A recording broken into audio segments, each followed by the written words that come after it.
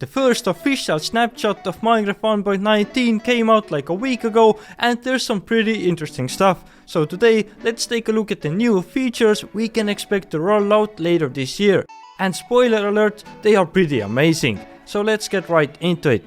The update will be called the Wild Update, and as you can probably tell by the name, it will be an update about the wilderness. The first new item in the wilderness will be the mangrove tree, a new type of tree that grows in the new swamp biome, which I will talk a bit later on. A new type of tree also means we get new blocks. Here we got the mangrove log, for example. This can be stripped just like a regular log. Also the new mangrove leaves that look like this. Mangrove planks, stairs, slabs and so on. Everything you can make out of wood now has a mangrove type. And if we look at the mangrove tree in real life, they often have very exposed roots. So Mojang also added mangrove roots into the new snapshot and they look like this. Pretty cool in my opinion. The mangrove sapling, or mangrove propagule as it's actually called, is also pretty interesting. It acts almost like a regular sapling, you can bone meal it and it will grow into a tree.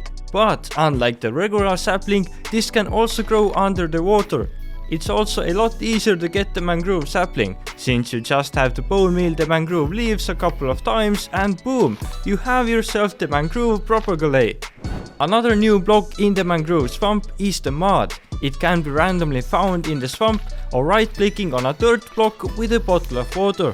Combining mud and the roots will also give you a new block called the muddy mangrove roots, and it looks like this. But mud also has other uses. Combine it with wheat and you get the packed mud block. 4 of the packed mud blocks can be used to craft mud bricks and they look like this. And so on from here you can make the stairs, slabs and walls. So we are getting a new building block and they look pretty nice. There's also a new mob that will spawn in the swamps, and that's the frog. They grow up from tadpoles that can be picked up with a bucket of water, just like the fishes and axolotls.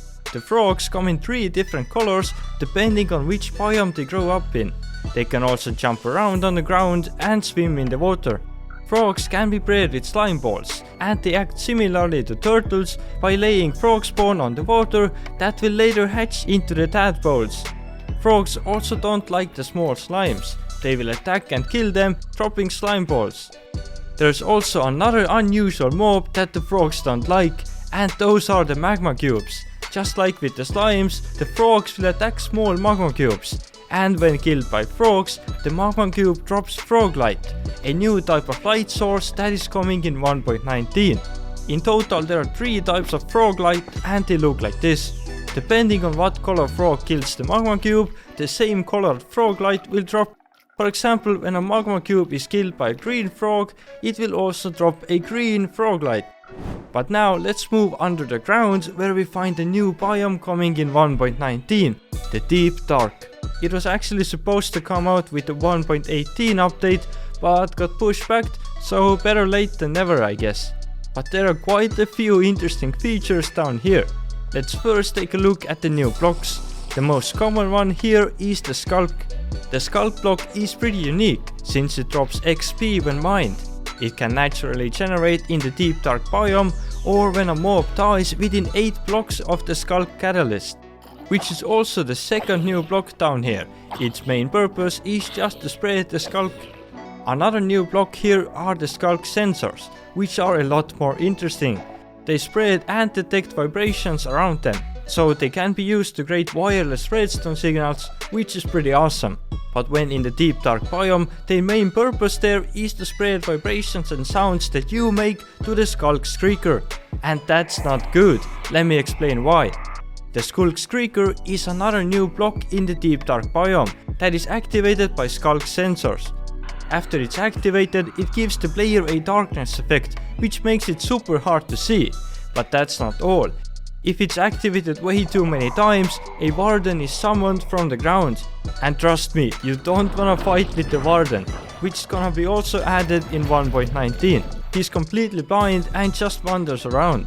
He relies on sounds and vibrations to find you. So if you want to stay hidden, don't make any noise. But if he happens to find you, you better run, because Wardner will be the strongest mob in the game that can do up to 22.5 hearts of damage in just a single hit. That is enough to kill you even when wearing a full netherite armor. And that's because the Wardner is intended to be a natural disaster that is almost impossible to kill and just best to be avoided.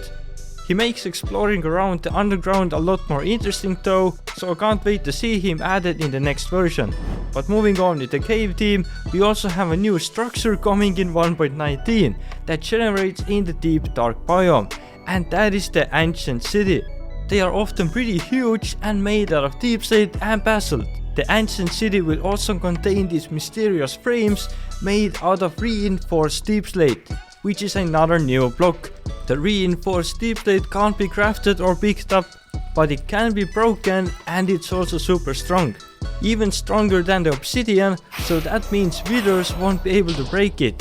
What's awesome though is that unlike bedrock, this block can actually be moved with pistons, so it definitely will be useful in some builds. The Ancient City also spawns with treasure chests that have very unique loot, and one of those unique items is the new enchanted book called Swift Sneak. Equipping this on your leggings allows you to sneak a lot faster. With Swift Sneak 3 you can sneak with 75% of the walking speed. So if you wanna escape from the Warden without making any sounds, the Swift Sneak enchantment will definitely help you out. Another cool feature are the boats with chests. They will be similar to the minecart with chests, but just underwater.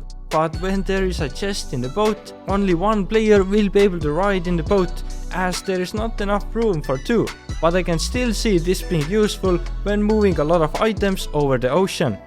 But now let's talk about some of the planned additions to the game that don't exist yet on the Snapshot, but still should be coming in the 1.19 update. The first one is Alley, the mob that won the Mojang's mob vote back in October 2021. Alley is a passive mob that can help you sort and collect items. Just right click on the alley with the item and it will search the nearby areas for more of the same block and bring them to you. This is the most interesting mob we have gotten so far in my opinion, and I can't wait to see until it's added into the game. Another new mob is the Firefly. We don't really know much about it yet, but it looks like just two random colors of pixels flying around in the air. It probably spawns in the new mangrove swamp biomes and just acts as a food for the frogs. And let's talk a little about the new biomes also. With the wild update, the goal will be to make the overworld a bit more interesting. There will be a new biome called the mangrove swamp, and supposedly some other biomes will get an overhaul as well. We don't have much info about it just yet, but I am sure the Minecraft developers will not disappoint us. Comment down what are you most looking forward to in the new 1.19, and until next time, see ya!